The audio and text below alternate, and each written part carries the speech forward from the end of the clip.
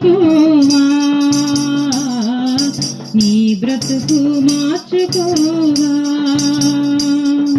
అనుకూల సమయం ఇది అని ఎరిగి మారు మనసు నీవు పొందవా,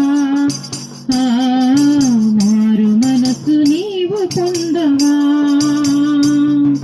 మార్పు చెందవా, నీవు మార్పు చెందవా, నీ బ్రతుకు మార్చుకోవా, నీ మనసు మార్చుకో. అనేక రకాలైన ఈ భూలోకంలో సంపద ఉన్నా, పదవి ఉన్నా, ఏమున్నా, నీ యొక్క ఈ స్థితిగతులన్నీ కోల్పోతే నిన్ను ప్రేమించేవారు ఈ లోకంలో ఎవరు లేరు.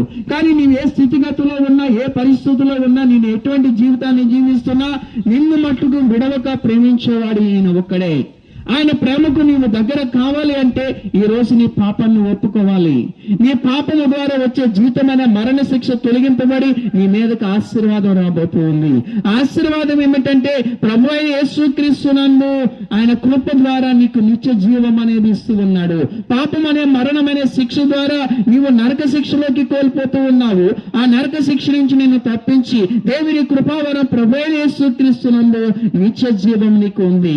అదే నీకు ప్రకటించడానికి ఈ లోకానికి వచ్చా. ఎందుకు ఈ లోకానికి నీ దగ్గరకు వచ్చామంటే యేసుక్రీస్తు ప్రభు మరణాన్ని జయించిన వాడు, ఆయన సజీవుడు, ఆయన తిరిగి లేచిన వాడు ఆయన ఒక్కడే. ఈ లోకంలో మరణాన్ని జయించిన వారు ఎవరైనా ఉన్నారా? సజీవుడైన వారు ఎవరైనా ఉన్నారా? నీ కొరకు ప్రాణం పెట్టిన వారు ఎవరైనా ఉన్నారా? నీ కొరకు రక్తం కాచి నిన్ను విడిపించిన వారు ఎవరైనా ఉన్నారా అంటే అది యేసుక్రీస్తు ప్రభు ఒక్కడే. అందుకనే సిలువ వేసిన క్రీస్తును నీ కొరకు మేము ప్రకటిస్తున్నాం. ఇది సత్యం.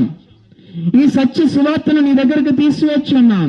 అందుకనే క్రీస్తు ప్రభు అంటున్నాడు, భారము మోచిన నా సమస్య జనులారా నా యొద్దకు రండి, నేను మీకు విశ్రాంతినిస్తాను అని ఆయన